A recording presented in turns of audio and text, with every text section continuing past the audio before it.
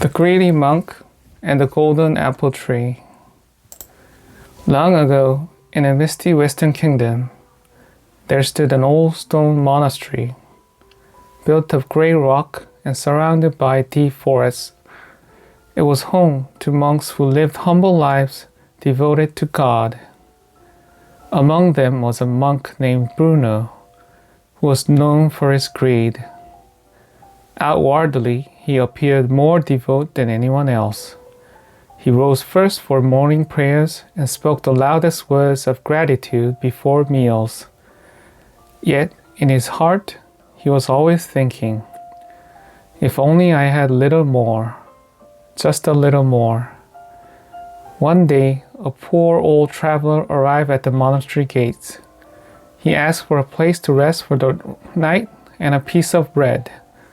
The abbot welcomed him kindly and said, "We have little, but what we have, we share." Bruno, however, frowned in silence. That means less for me, he thought. That evening, the traveler thanked the monks by telling them a strange tale.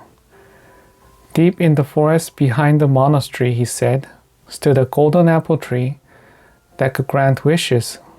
But he warned, anyone who gave in to greed would surely be punished. The monks laughed and dismissed it as a story, but Bruno's eyes gleamed with desire. Late that night, Bruno slipped quietly into the forest.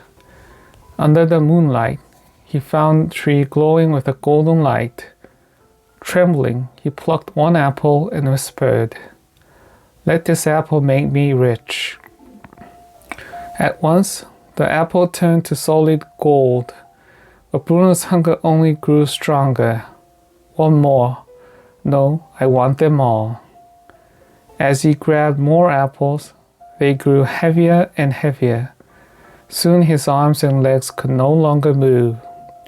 At last, Bruno was trapped beneath a pile of golden fruit. Terrified, he cried out in sincere prayer for the first time, "I'll abandon my greed. Please spare my life." Suddenly, the golden light vanished. The apples became ordinary fruit once more. At dawn, the other monks found Bruno collapsed beneath the tree. From that day on, Bruno was a changed man. He ate the least and shared the most.